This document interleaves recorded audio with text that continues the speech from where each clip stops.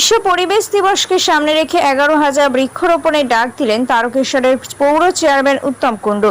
আজ 5ই জুন বিশ্ব পরিবেশ দিবস, আর এই বিশেষ দিনটিকে সামনে রেখে তারকেশ্বর পৌরসভার চেয়ারম্যান উত্তম কুণ্ডুর উদ্যোগে এলাকায় 11,000 বৃক্ষরোপণ কর্মসূচির ডাক দিলেন। সেই মতো এদিন পৌরসভার প্রাঙ্গণ থেকে এলাকার নাগরিকদের আম, জাম, কাঁঠাল, তেঁতুল, আমলকি, শিউলি সহ বিভিন্ন ফল ফুলের গাছ তুলে দিলেন।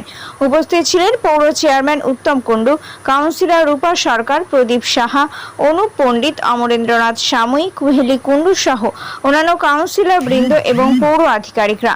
ধাপে ধাপে এই অনুষ্ঠান চলবে এবং তারকেশ্বরের বিভিন্ন স্থানে বৃক্ষরোপণ কর্মসূচি চলবে বলে জানালেন পৌর চেয়ারম্যান উত্তম কুণ্ডু।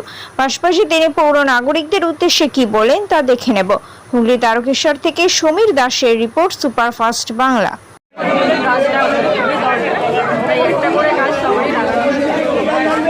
আপনি কোন ওয়ার্ড থেকে আসছেন? অজ্জিপুরা। প্রতি বছরই যে এই বৃক্ষরোপণ কর্মসূচি আসেন, এই প্রথম বছর। কেমন লাগে চেয়ারম্যানের উদ্যোগে এরকম একটা উদ্যোগ? কি নাম আমরা? বছর আমি 11,000 গাছ দিচ্ছি। আমাদের মাননীয় মুখ্যমন্ত্রী মমতা ব্যানার্জির অনুপ্রেরণায় আমরা আজকে 11,000 গাছ দিচ্ছি। পাট করে আমরা দেবো।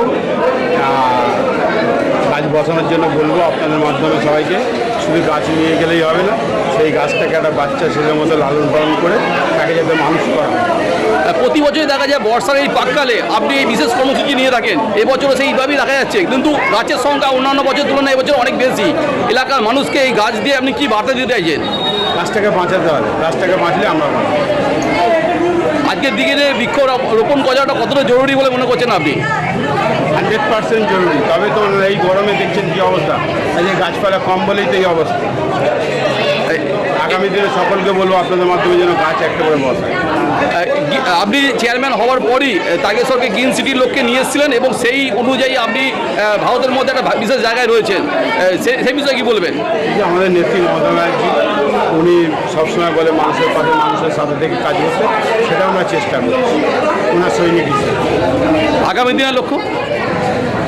আগামী দিনের লক্ষ্য আরও বেশি করে যাতে আমরা এই গাছ রোপণ করতে পারি, এটা আমাদের লক্ষ্য থাকবে।